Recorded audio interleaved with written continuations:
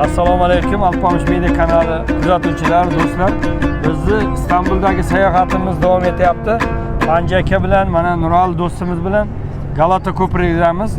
Galata ko'prigi bu tomonda Galata tepaligi. Shu joylarda bir baxshi bir jo'shmasa bo'lmaydi. Shunday. Muxlislarni begali bir do'stimiz kuzatyapti bizni. Bir qo'shmasa bo'lmaydi. Shunday. Qani Panji aka? Qo'ldan kelganicha endi mana.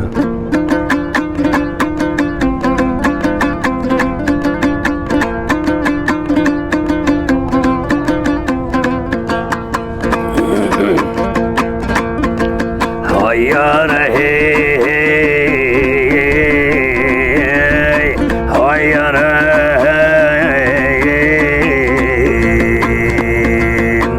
hem belen hem pastırı, belen hem pastırı, hiç kimin yok kastırı. Şunday köprek astıdı, dirme oytup yüreğim. Şunday köprek üstüde yetirme aytıp yüreğim. Çoban bakan koylarda, çoban bakan koyuda, yelat bergen toyuda, şunday dengez boyuda yetirme aytıp yüreğim. Şunday dengez boyuda yetirme aytıp yüreğim. Turub yana seherde, turub yana seherde, kışın yazın baharda, İstanbul'da şehirde yetirme aytıp yüreğim. İstanbul'da şehirde yetirme aytıp yüreğim.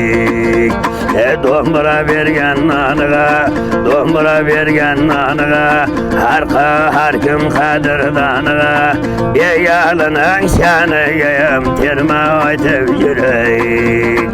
Begalı canın şanıga terme aytıp yüreğim. Katta boğan devletiga, tavlayın sevletiga, sağlamıp hürmetiga yana aytıp yüreğim.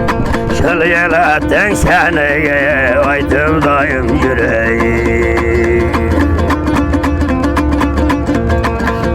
Hayara sağ ol tüsse yaranlar, kirbalamız körpege, sağ ol tüsse yeşen baba, kirbalamız körpege, toyga barıp başılar, göç bulamış şorpaga, taşlanmana koşuktu, yel başısa körpege, şeytip aytıp yüreğim. Yel başısa körpege, taşlap aytıp yüreğim. Belen tavda bellerde, hemray alıp yollarda, tavuğumla çöllerde, dombura seyrey versin, iki birde kollarda, bugün kelip aytayık, İstanbul'da yerlerde, yaşan aytıp yüreğim. Şunday Türkiye yerlerde, yaka aytıp yüreğim. Bir xil düşman mat bolup, bir xilini mat qilib, ustazlarni yod qilib, ustazlarning ruhini chet ellarda shod qilib, sheytib aytib yuray.